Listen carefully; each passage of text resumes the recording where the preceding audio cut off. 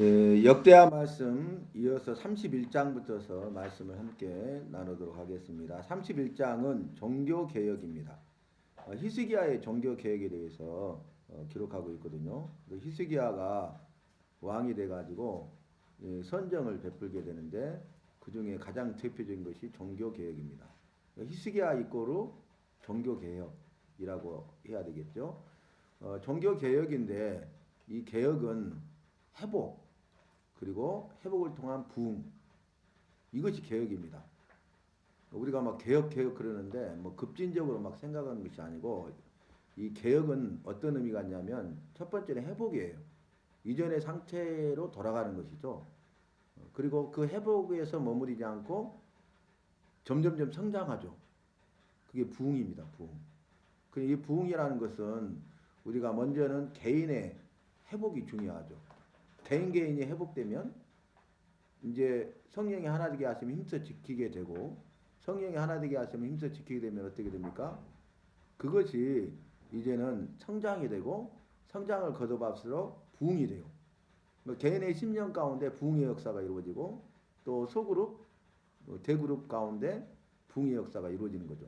그러니까 부흥 이전에 우리가 뭘 생각해야 됩니까? 회복입니다.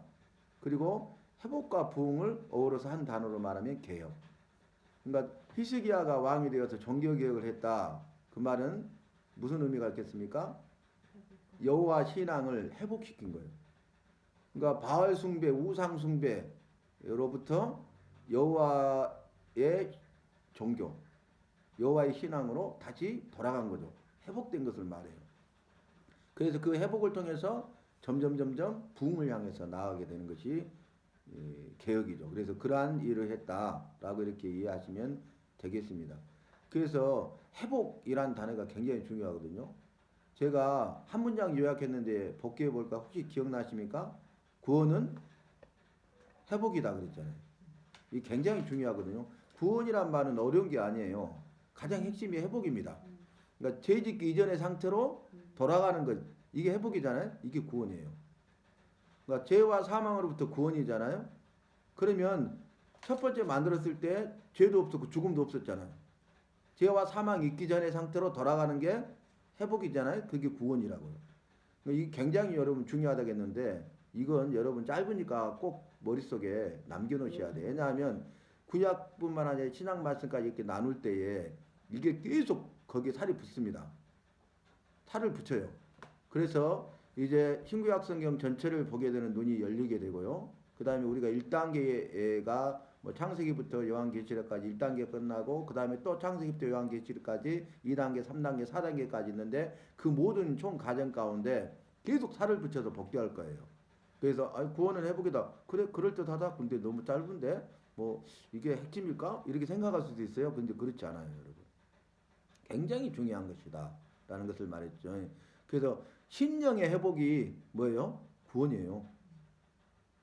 심령의 회복이 구원이거든요. 근데 이것은 기적이거든요. 기적이라는 것은 어떤 겁니까? 초자연적인 현상이죠. 그러니까 사람의 힘으로 할 수 없는 것이 기적이에요. 세상에 어떤 것을 할 수 없는 게 기적이고 세상으로도 할 수 없는 게 기적이잖아요. 누가 하셨다는 거예요? 여호와. 여호와가 하시면 능력이고 우리에게는 그것이 기적이에요. 기적. 제가 그 말씀을 드렸는데 혹시 생각나십니까? 기적이란 걸 제가 말씀을 드릴게요. 그 뭐냐면은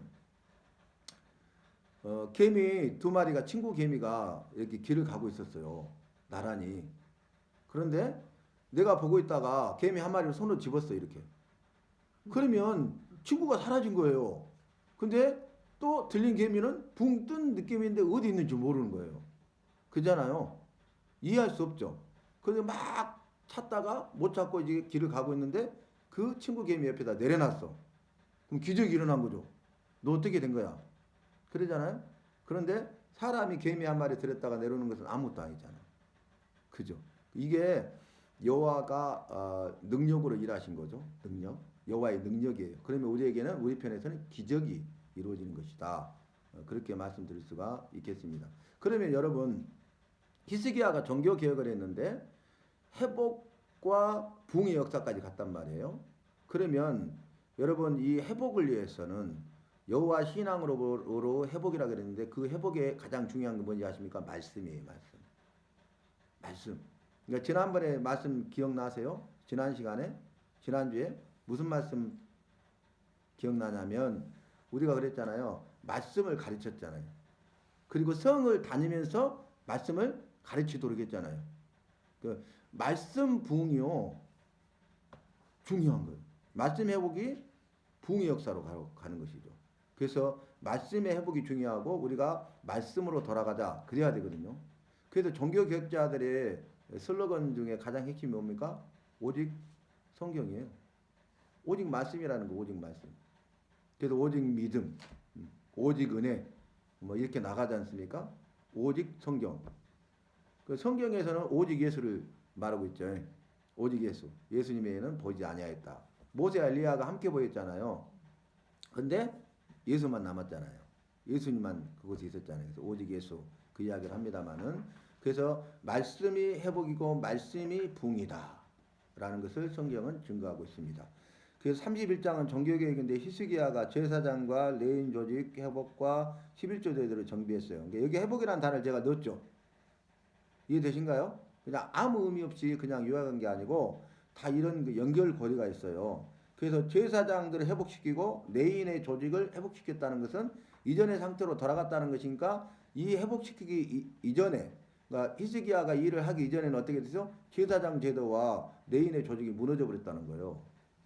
근데 이걸 다시 회복시켰어. 다시 되돌렸어. 이전에 했던 것처럼. 이전의 상태로. 이게 개혁입니다. 개혁. 그 다음에 11조 제도를 정비해요. 정비했다는 것은 이게 잘 안 되고 있다는 거죠. 그래서 11조를 잘 드릴 수 있도록. 11조의 유래 말씀드렸죠. 아브라함이 멜기세덱에게 10분의 1을 드려서 11조의 유래가 되었죠. 그것은 11조의 의미가 가장 중요한 게 뭔지 아십니까?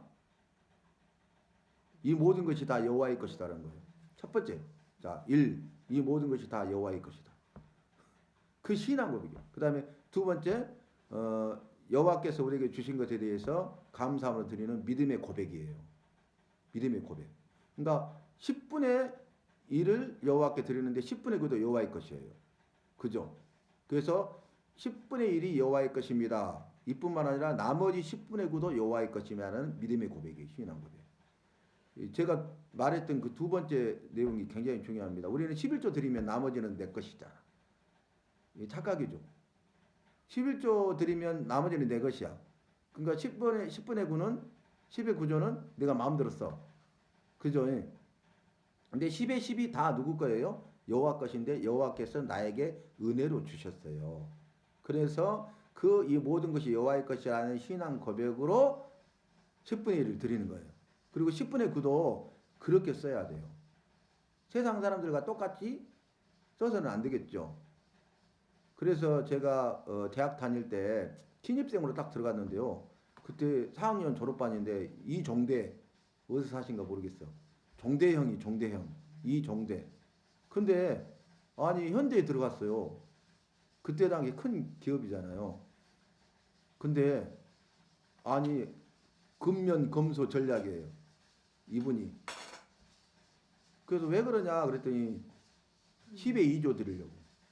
10의 3조 드리려고. 이 양반이 돈 모아가지고 집장만 하고 결혼 자금 마련하려는 게 아니라 이 목적이 뭐냐면은 최소 생활비 가지고 생활을 하는 거예요. 자취를 하는데 서울에서. 그 이유가 뭐냐면 10의 2조, 10의 3조, 10의 4조, 10의 2조. 중앙교회 대학부에 있을 때부터서 10의 3조 했던 사람이에요. 10의 4조, 10의 5조 이렇게 하더라고요. 놀랬어요. 그러니까 그 정말 주님의 것이라는 신앙 고백이 있고 그거에 대한 감사함이 있는 사람은요. 그렇게 여호와께 먼저 드리고 그것이 작은 소자에게 나눔의 역사가 이루어지게 해요. 그런데 그 사람이 망합니까? 아니에요. 누림의 복을 반드시 주십니다. 근데 누림의 복을 주는데 100배, 100배, 30배를 주셔요. 할렐루야. 너무 감사한 거죠. 근데 그 원리를 모르는 사람은 그러한 믿음의 삶을 살지 않는 사람이 그것과는 전혀 상관없는 무관한 삶을 살게 된다 그 말입니다. 예수 믿는다고 하면서도 예수 믿지 않는 사람하고 생각하는 게 똑같아요. 생각하는 것이나 말하는 것이나 행동하는 게 똑같아요. 세상의 가치와 세상의 판단과 세상의 법칙에 따라서 살아가요. 그러면 예수 믿는 사람이라고 말할 수가 없죠. 그러잖아요. 세상 사람들의 생각과 세상 사람들의 평가가 중요한 것은 아니죠. 여호와 보시기에 어떠냐가 중요하다고 이미 여러 번 말씀드렸잖아요. 그런데 여호와 앞에서 삶을 살겠다는 그러한 신앙 고백이 거기에 있기 때문에 그게 가능한 것이에요. 좀 멋있지 않습니까? 굉장히 멋있는 선배였어요. 아, 정말 대단하다. 주님이 얼마나 기뻐하실까. 그 생각을 했어요. 그리고 우리에게 큰 도전이 됐잖아요. 제가 그 형을 보면서 굉장한 동기부여가 되고요. 큰 도전을 받았어요. 동기부여가 되는 거예요. 아, 나도. 그리고 큰 도전이 되는 거예요, 이게. 잊어버릴 수 없는 그런 좋은 그런 기억이 됐어요. 아, 그래. 주님을 기뻐하는 사람의 삶이 저렇구나. 주님을 사랑하는 사람, 뜨겁게 사랑하는 사람의 삶이 저렇구나. 믿음의 삶이란 이런 것이나 믿음의 사람은 이런 사람이구나. 이걸 깨닫게 됐죠. 그것이 소금이 되고 빛이 되는 것입니다. 그래서 마태복음에서 5장에 그렇게 말했잖아요. 너희는 세상의 소금과 빛이지. 이렇게 말씀하시면서 여러분 우리가 소금이 되게 해주세요. 빛이 되게 해주세요. 이렇게 하면 말씀을 모르는 사람이에요. 이미 소금과 빛이라고요. 그러면 소금의 할 일을 하고 빛의 할 일을 하면 돼. 근데 그게 뭔지 아십니까? 5장 16절에 답이 나오잖아요. 너희 착한 행실을 보고 하늘에 계신 아버지께 영광을 돌리게 하라. 근데 뭐가 빠졌어요? 이방인들로 하여금. 이방인들로 하여금 너희의 착한 행실을 보고 하늘에 계신 아버지께 영광을 돌리게 하라고 딱 끝나요. 그게 답이에요. 그러니까 믿지 않는 사람들이 나를 보면서 아, 정말 믿음은 있나? 믿어야 되나? 믿는 사람은 다르네? 나도 하나님 믿어야 되는 거 아니야? 이거 착한 행실. 착한 행실은 뭡니까? 선행이잖아요. 근데 믿음으로 하지 않는 모든 게 악이라겠어요. 그 다음에 선을 행할 줄 알고 행하지 않는 게 죄라고 그랬어요. 그죠? 그러니까 너희의 착한 행실을 보고 이게 바로 믿음으로 행하는 선. 이것이 소금의 사명을 감당하는 것이고 빛의 사명을 감당하는 것이죠. 그래서 11조 제도에 대해서 말씀드렸고 32장 말씀은 침입, 승리, 교만, 실정에 대한 말씀으로 요약할 수 있는데요. 아스루 왕 사네립이 침입합니다. 그때 히스기야가 한 일이 뭐냐면 부르짖어 기도했어요. 정말 이거 굉장히 중요합니다. 근데 나중에 보니까 약속의 말씀을 붙잡고 기도해요. 답은 뭐냐면 지난 시간에 말씀드렸죠. 말씀을 듣지 않고 하는 기도는 가증하다고 그랬어요. 여호와의 말씀입니다. 제 말이 아니었잖아요.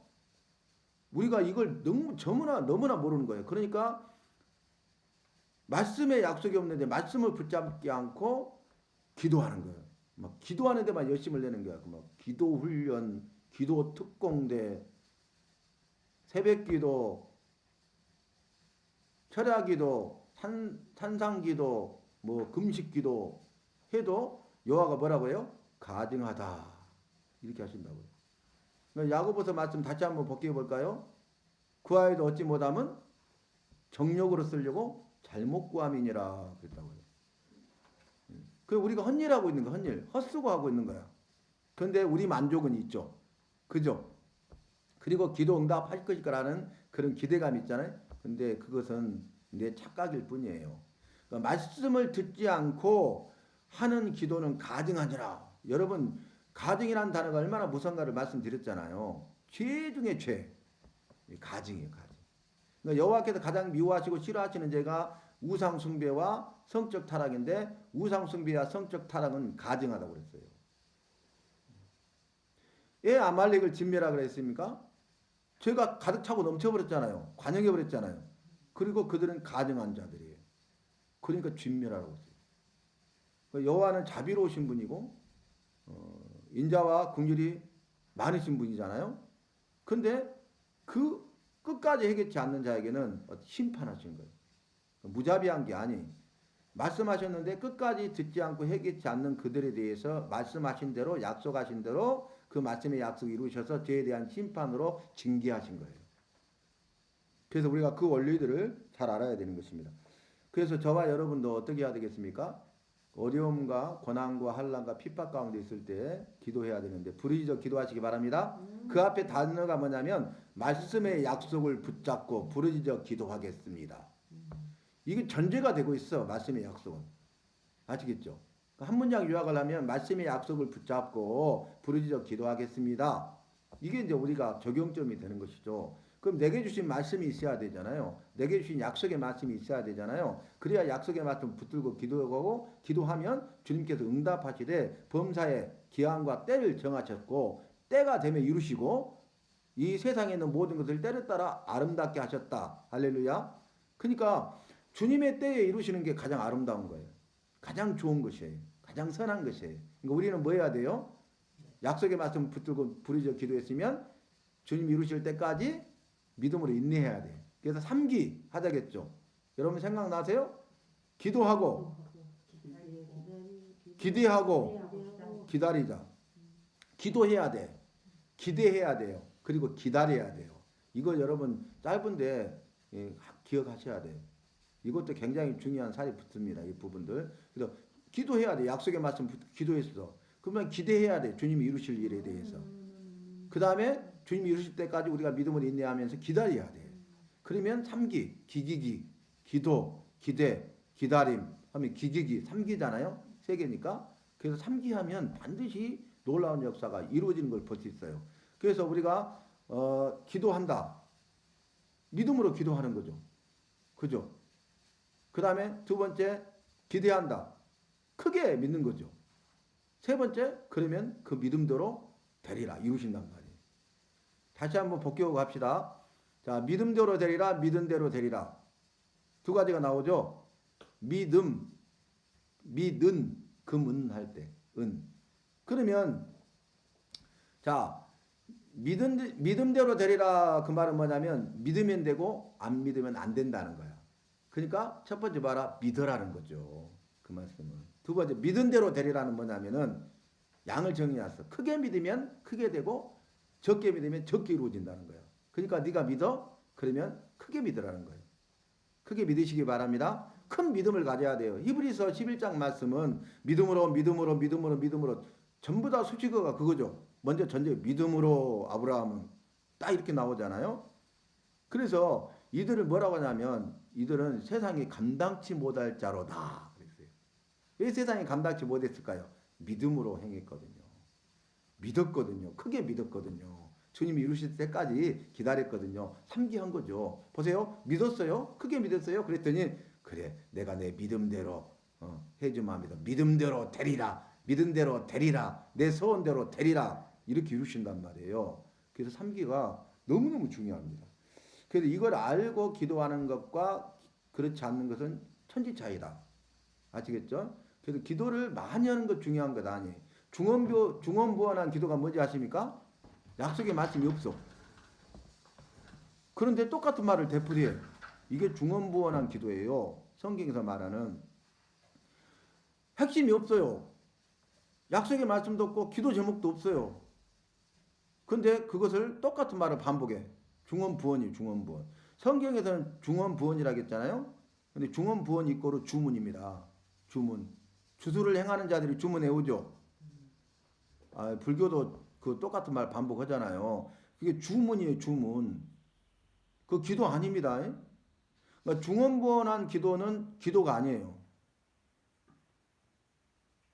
그래서 이것을 주문이라고 말했어요. 중언부언 이꼬르 주문. 그러면 우리가 주기도문 하잖아요. 우리에게 기도를 가르쳐 주셔서 그러니까 너희는 이렇게 기도하라면서 주님이 가르쳐 준 기도문이니까 주기도문이잖아요. 근데 우리가 주기도문으로 신앙 고백합시다 했는데 아무 의미 없이 주기도문 달달달 하잖아요. 그러면 기도가 아니에요. 뭐가 아니라고요? 자, 주기도문이죠. 내자죠. 주기도문에서 두 번째, 세 번째 기도를 빼버리면 주문이에요. 아시겠습니까? 주기도문이 돼야 되는데 주문이 돼서는 안 된다 그 말이에요. 근데 그냥 습관적으로 형식적으로 하자니까 의식 없이 아무 생각 없이 한다?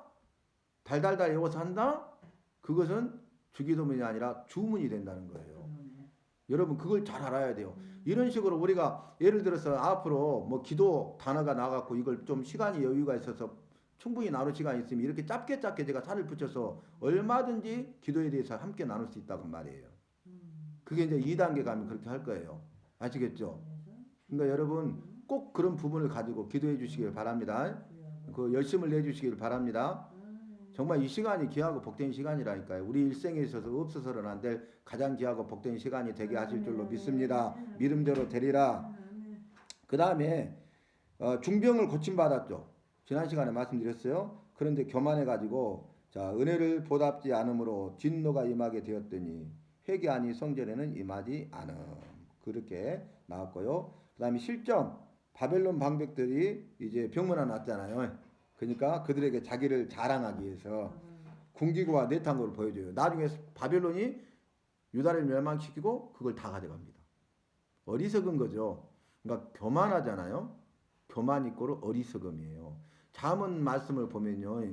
지혜자와 어리석은 자를 대조하고 있어요. 핵심이. 다른 것들도 있지만. 그래서 지혜로운 사람은 슬기로운 사람이고 어리석은 사람은 미련한 사람이다. 또 이렇게 대조하고 있어요. 그런데 지혜로운 사람은 겸손한 자라고 말했고요. 겸손하는 자는 지혜자니 그랬거든요. 근데 어리석은 자는 교만하다고 그랬어. 아시겠죠? 그래서 겸손과 교만으로 하는데 정말 약속의 말씀을 붙들고 말씀으로 살 때는 그 사람이 지혜로운 사람이거든요. 그래서 이런 어리석음을 범하지 않아요. 겸손해요. 자기를 드러내지 않아요. 그런데 자기를 자랑하고 싶은 교만이 있으니까 어리석어져 가지고 이게 실정이 되죠. 그래서 무기가 어딘지 다 알잖아요. 보물이 어딘지 다 알잖아요. 그러니까 신속하게 쳐서 정복해버리고 하나도 남김없이 보물 다 가져갔잖아요. 그래서 유명한 바벨론 왕 벨사살이 왕이 되니까 1000명의 기인을 불러가지고 잔치를 배설하는데 술잔이 부족하니까 성전에서 제사리는 금, 은, 동으로 만든 금기명, 은기명, 동기명을 술잔으로 만들었잖아요. 그때 손가락이 나타나서 분벽에 메네메넬 대기 우바르친 이것을 읽고 해석할 자가 있느냐 하나도 없는데 다니엘이 와서 이것을 알게 하시는 여호와라고 먼저 여호와의 영광을 도둑질하지 않고 자기가 한 것이 아니라 여호와가 하신다는 것을 선포하고 여호와께 모든 영광을 돌리면서 메네메넬 대기 우바르십니다. 여호와께서 왕을 저울에 달았는데 가벼웠습니다. 당신의 나라가 둘로 나뉠 것입니다. 그 말씀대로 이루어졌죠. 그잖아요. 그래서 그것을 우리가 생각할 수 있습니다. 그 다음에 33장 말씀 보면 악정, 심판, 악정 이렇게 되겠는데 므낫세의 악정에 대해서 먼저 나와요. 그래서 므낫세가 우상 숭배의 죄를 범하는 것을 볼 수 있습니다. 정말 아이러니한 게 뭐냐면은 여러분 보세요. 히스기야의 아버지가 누구예요? 악한 왕 아하스죠. 근데 히스기야의 아들 므낫세가 또 악한 왕이야. 그러니까 히스기야만 선하고 히스기야 아버지 아하스, 히스기야의 아들 므낫세 엄청 악한 거예요. 그죠? 그래서 므낫세의 우상 숭배에 대해서 나와요. 심판. 그래서 심판은 하시는데 아수르의 포로로 끌려가서 회개하니 돌아와 다시 다스리게 해주셔요. 은혜를 베풀어 주셔요. 아수르의 포로로 끌려가요. 비참한 신세가 되죠. 근데 거기서 뭐 했다고요? 회개했어. 여러분 회개하면 주님이 은혜를 베풀어 주십니다. 회개는 특권이라고 그랬어요. 그래서 회개를 제가 한마디로 한 문장에 하는데 회개는 특권이다 그랬어요. 이상하다. 종이를 특권이라 했을까? VIP만 누릴 수 있는 특별한 권리가 특권이죠. 그죠? 그래서 회개는 믿는 자들만이 누릴 수 있는 특권이다. 이렇게 한 문장 요약해요. 믿지 않는 자들은요. 회개를 모르잖아요. 회개하지 않잖아요. 죄가 그대로 있잖아요. 근데 우리는 어떤 죄라 할지라도 내 죄가 진홍같이 종같이 붉을지라도 희고 정하게 하리라. 믿으십니까? 흰둥과 같이 양털같게 하리라. 믿으십니까? 그러니까 회개가 굉장히 중요한 거죠. 여러분 회개가요. 복음의 핵심이에요. 여러분 복음을 뭐라고 생각하십니까? 복음 이꼬로 회개예요. 왜냐하면 세례요한을 광야에 외치는 자로 보내셨잖아요. 세례요한 외치 뭡니까? 회개하라예요. 한마디 있어 한마디. 그 이유를 그 다음에 설명해. 왜 회개해야 돼? 천국이 가까웠기 때문이다. 아멘입니까? 회개하라 천국이 가까웠느니라. 그렇게 전했다고요. 광야에서 외치는 자의 소리가 돼가지고 그 한마디 회개하라고 했다고. 근데 사람들이 나와서 다 회개하죠. 그리고 세례를 받잖아요. 그리고 놀라운 일이 이루어지죠. 예수님께서 구원자로 오셨잖아요. 예수님 복음 자체잖아요. 근데 예수님이 전한 복음의 핵심도 한마디예요. 회개하라요. 세례요한하고 한자도 안 틀려요. 회개하라 천국이 가까웠느니라. 회개하라. 왜 회개해야 돼? 천국이 가깝기 때문에. 그 말은 천국에 들어가려면 뭐 해야 된다? 회개해야 된다. 회개하지 않고는 천국에 들어갈 수 없다. 회개하지 않으면 죄가 그대로 있잖아요. 그러니까 천국 못 들어가고 지옥 가죠. 근데 회개하면 죄 용서함 받고 죄가 없어지니까 천국 가는 거야. 그죠? 그래서 마지막 흰보자 심판, 백보자 심판이 그렇잖아요. 그러니까 여호와께서 심판장이 돼가지고 내 행위를 기록한 책을 보고 너는 지옥. 그런데 생명책에 내 이름이 동명돼 있어요. 그러니까 어때요? 죄사함 받았기 때문에 너는 지옥이 아니라 천국. 이렇게 바뀌게 되잖아요. 그러니까 성경 말씀에 보면 행위를 기록한 책들이 있고 복수잖아요. 그러니까 신전옥 권사님 태어나서 죽을 때까지 모든 게 다 기록돼 있어요. 행위가. 나도 마찬가지, 조 목사님 마찬가지. 예를 들어서. 그러면 그 책만 보면 나는 지옥 갈 사람이잖아요. 그죠? 근데 예수 믿고 회개해서 구원 받았어. 그러면 생명책에 내 이름이 농명돼 있어. 죄 용서함 받은 자. 그러니까 생명책에 이름이 농명됐다. 생명책에 이름이 있다. 이꼬로 죄 사함을 받은 자. 이게 똑같아요. 이 말이에요. 죄 사함을 받은 사람들, 다른 말로 하면 이꼬로 구원받은 백성. 이 사람들은 생명책에 이름이 농명되어 있는 거야. 죄 사함 받지 못하면 구원. 죄 사함이 없은즉 구원도 없어요. 피 흘림이 없은즉 죄 사함이 없다고 했잖아요. 죄 사함이 없으면 구원도 없어요. 구원받지 못하면 천국도 없고